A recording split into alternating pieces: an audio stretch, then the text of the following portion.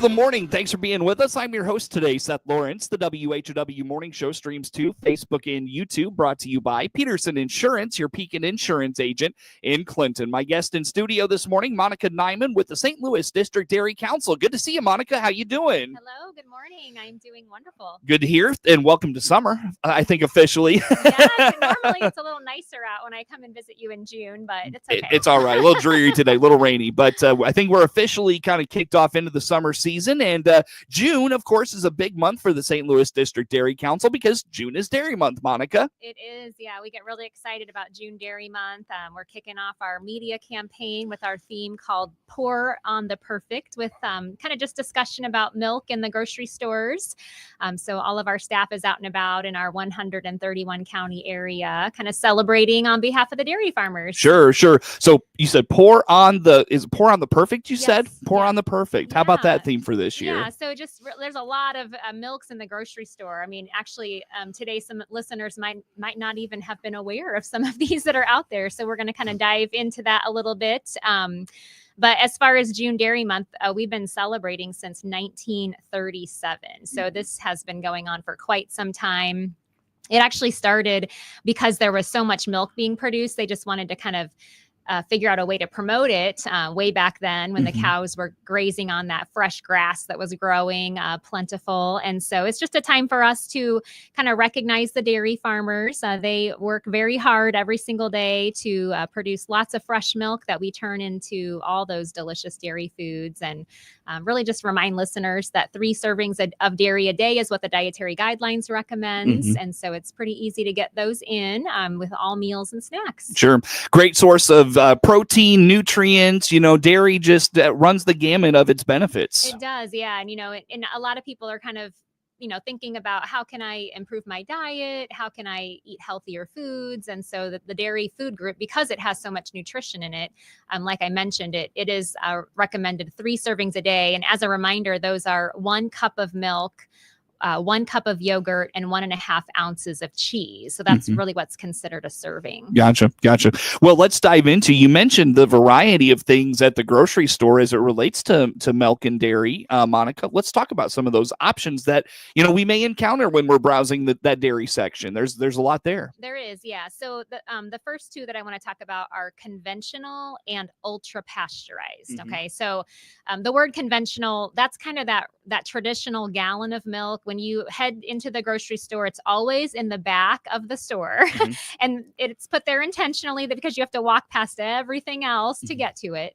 And it's usually people identify this milk with like the color of the cap. So, growing up, I would say my family probably used the blue cap, right? I give my kids the red cap, the whole milk. Yeah, because it has a little bit more calories in them for those boys that they eat a lot of calories. So, but conventional milk, basically it's pasteurized at a lower temperature than some of the other milks I'm going to talk about today. And as a reminder, that pasteurization process is really just heating milk up so that it can kill any potential bacteria that could possibly be in it. So really, it's just kind of a safety measure for consumers. So again, that first type of milk is called conventional. Again, it's kind of in the back of the grocery store in the dairy case. It has all the colored caps. It's sold in gallons and half gallons and pints. And in the gas stations, you can grab those chugs, kind of the on-the-go type of option. All right. The second type that I'm going to talk about is called ultra pasteurized. And so this kind of milk, the pasteurization process, they actually heat it at a higher temperature for a shorter amount of time. And that gives it a longer shelf life. Okay, so your conventional milk is going to be about a week to 2 weeks. Ultra pasteurized is going to give you about 2 months of an expiration date. Okay, so that is really helpful for people that maybe don't go to the grocery store very often. My mom only shops about once a month. She lives by herself. She loads up on groceries. She actually freezes her milk, her ultra pasteurized milk. Really? And then she brings it out and defrosts, and then she enjoys it, and it's still perfectly fine. So that type I didn't know you could do that. Yeah. Okay. So we kind of laugh because every once in a while when we visit, it has a few ice crystals in it because it's not fully defrosted. So my kids used to tease her about that. But so that's a good option for people that don't go grocery shopping very often, or they're not using milk that often is the ultra pasteurized milk. I'm not saying I can't wait for my kids to grow up, but to be at that stage in life where I don't have to like go grocery shopping every Saturday, you know, and I hear you. You know, by Sunday afternoon, like half of what you bought is gone. So yeah. And in my life, I try to plan to get at least 2 meals out of everything I make. And Right. it's like we finish dinner and my husband says, this is not going to make it through another meal. And I say, oh my goodness. Yep. My plan just got destroyed. Maybe, yeah. Maybe one person could take it for lunch tomorrow, but that's about it. Yep. I hear you. Been there for sure. All right. I didn't mean to sidetrack us, Monica. Where were we at here? Fine, All the varieties of milk. Yep. So the other option that I wanted to talk about is called shelf stable milk. Have you heard of shelf stable milk before? Maybe. Tell me about shelf stable milk. So like the name implies, it actually can sit on the shelf without being refrigerated. See, that just scares me. So it's really interesting. It's all in the pasteurization process and the packaging. So it's in a really special package. I actually brought one for you today. Okay. And on the back side of it here, it kind of talks about how it's a ultra high temperature milk, and it gives you instructions on how this package it actually can go in and out of the grocery store in and out of the refrigerator as long as it's not opened. And then once you open it, you need to drink it within about 7 days, just like your regular traditional milk. Okay. So let me give you some suggestions for this kind of milk, because I have found that it works really well for my lifestyle. They sell it. I just have found these in my local grocery store, but they sell smaller ones that are in just the single serve. And so I like to put milk in my coffee. I can't really drink black coffee. So milk has to be in my coffee to kind of make it creamy and kind of dilute it a little bit.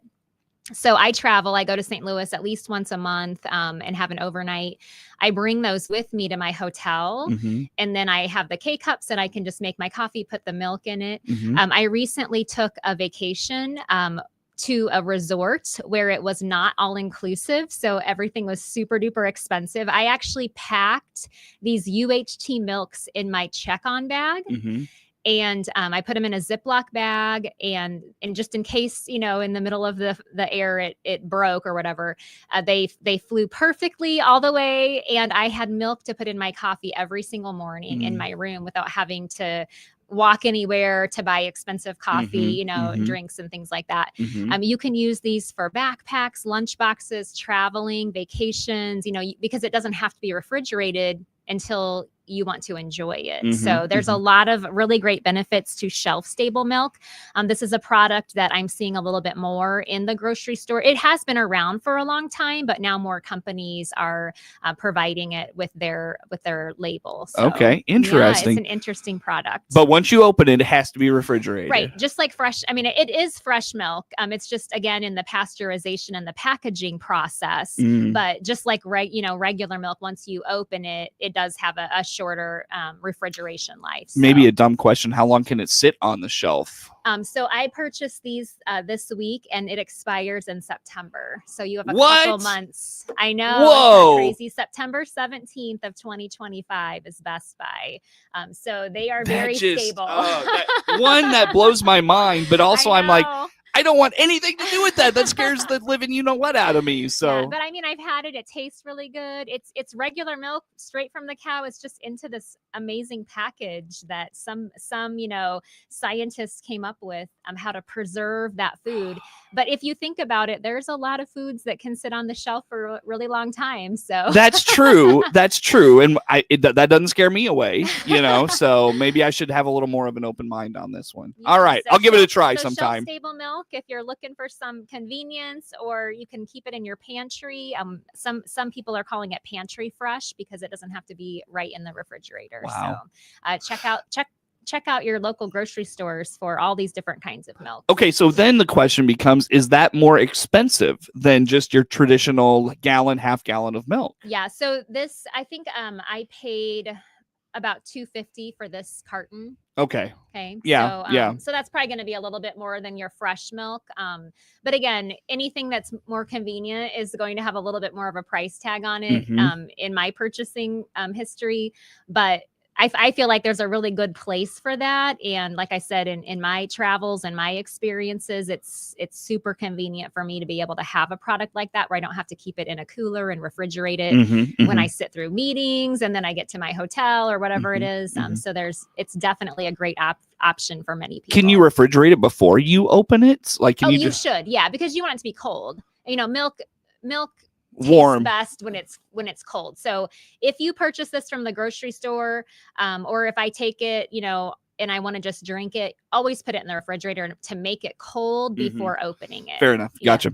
All right. Monica Nyman, St. Louis District Dairy Council, our guest in studio this morning. June is Dairy Month. Monica, anything else on those varieties of milk we're going to encounter at the grocery store? Yeah, I have one more, and I think we're actually going to do kind of a media campaign in August. I'm not going to talk real in length about this topic, but there's one more milk I wanted to mention that is out there, and it's called lactose free. So for anybody who has lactose intolerance, sometimes I'll encounter people at consumer events, or they'll say, "Oh, I'm lactose intolerant, so I don't drink milk." How this milk is made is they add an enzyme called lactase, and that is basically the enzyme that your body is not producing enough of, and it basically just breaks down the lactose into more simple sugars. So it basically pre-digests the lactose for you. And so we actually use this at my house because my husband doesn't tolerate milk very well, but when he drinks lactose-free milk, he doesn't have any issues.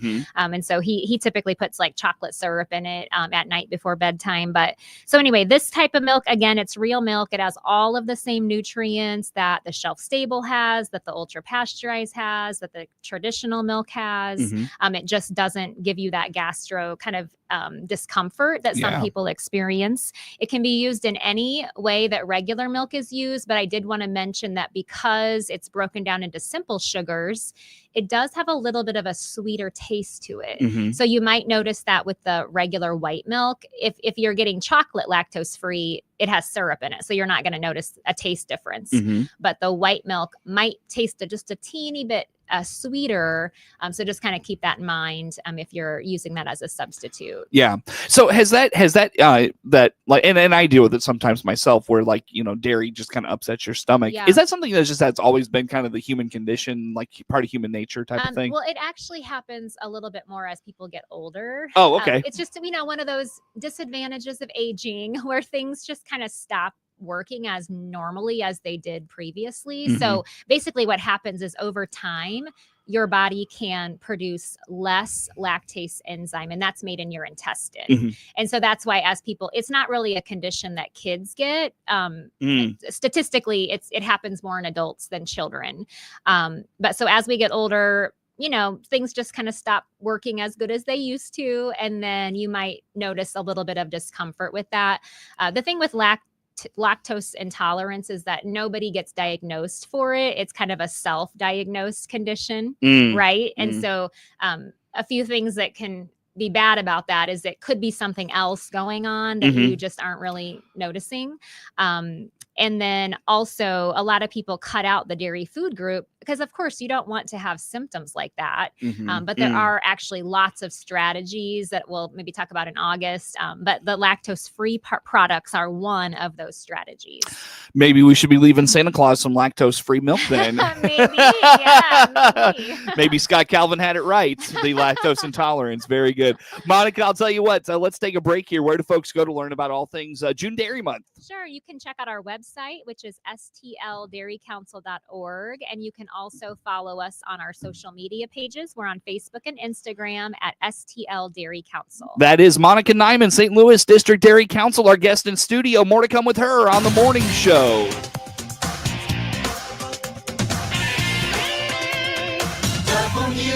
WHOW.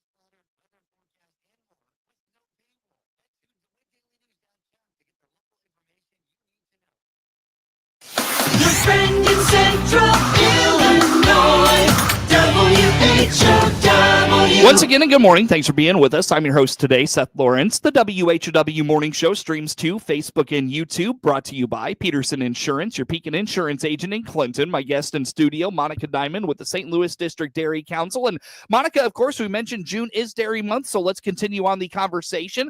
We've talked about all the varieties of milk at the grocery store. Let's talk about increase in milk sales and why you think that is. Yeah, so there was a recent article in the Dairy Herd Management, and it basically said that the sales of dairy milk, so fluid milk, increased about 2% overall in 2024. And so that research came from a firm called Circana. And basically, it's saying that, consumers are looking for foods that are giving them good nutrition. And so that's one of the reasons that they think that there's an increase in fluid milk sales. And, just to kind of mention specifically with milk, so this does not apply to cheese and yogurt, but milk gives our bodies 13 different types of nutrients that we have to have every single day to function properly. So, you kind of mentioned at the beginning the protein, there's calcium, which most people are familiar with. Milk also provides zinc and phosphorus and vitamin D. So all kinds of things that our bodies need every single day to function properly. So I think consumers are just really a little bit more interested, number one, in where their food comes from. Milk is a locally produced food. And then also just what kind of nutrition, like what kind of nutritional bang for my buck am I getting? And it does give lots of nutrition for that 1 cup serving size. Gotcha. Very good. So yeah, the nutritional value of milk, and that I think that speaks to just a general desire by the general public to be healthier in our world today, it feels like. Yeah. And I mean, as a dietitian, I love that. I love to hear that, to hear people making changes and that sort of thing. My mom actually just recently got diagnosed with type 2 diabetes. And so now it's like the light switch went on and she's like, oh my gosh, I shouldn't be eating all these terrible foods that I've been eating for years. And now she's motivated because she wants to get off that medication. And sometimes it takes something like that to really change and pivot from what your normal was. And for you to recognize, gosh, there's all these other foods out there that have so much nutrition in them that I should be including in my diet. Sure, so. Definitely. Well, if someone doesn't enjoy that glass of milk, what are some options they have? Yeah. So, if you don't like to just sit down to a cup of milk, there's lots of ways that you can kind of change the taste of that. So, lots of people are familiar with chocolate or strawberry syrup, and we talk a lot about kids and whether or not chocolate milk is healthy for them. And so because milk gives kids and adults so much nutrition, putting a little bit of sugar in it is actually not as bad as people think. Okay. And the reason I say that is because kids get sugar from so many other foods that are not giving them any nutrition. Okay. So at least with that cup of milk, if you're adding in a little bit of syrup to it, you're still getting 8 grams of protein, 20 to 30% of your calcium for the day, and all those other nutrients that I just mentioned. If you like coffee, you can add, make a latte. You can add, basically milk to your coffee or coffee to your milk to give it that flavor, or cocoa powder. You can blend up those ingredients with ice and make an iced coffee or an iced hot chocolate. Honey and cinnamon go really well with milk. You can heat it in the microwave just to kind of give that warm and comfort taste. And then what I do at my house for my kids is they sell like an instant breakfast powder.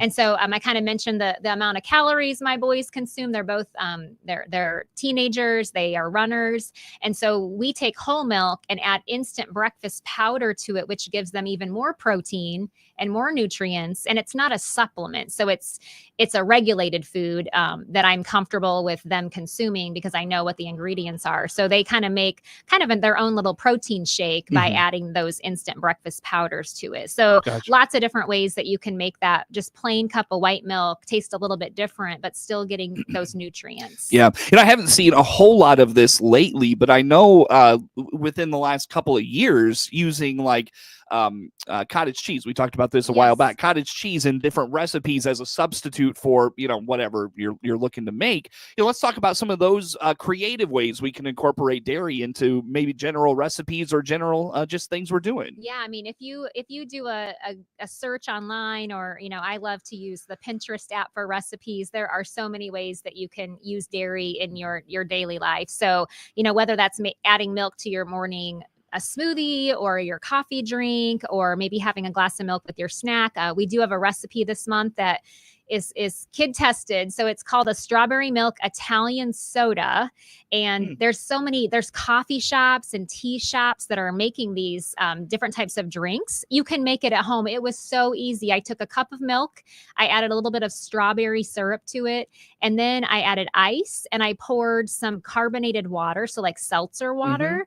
I used black cherry, and I gave it to my 15-year-old, and he was like, "Wow, this is really tasty," and he would go to a local tea shop and pay $6 for that drink. I made it at home with minimal ingredients. So if your kids like things like that out, just do a Google search for them, or look it up online and see if you can find those recipes. And on our website, we do have a lot of information about ways that you can cook with dairy, whether it's making breakfast, lunch, dinner, snacks, how to pack it in your lunchbox, and that sort of thing. So, there's a lot of variety when it comes to the dairy case as far as getting that in your diet, no matter if it's no matter what meal it is or what snack it is, because it pairs so well with other foods. Sure.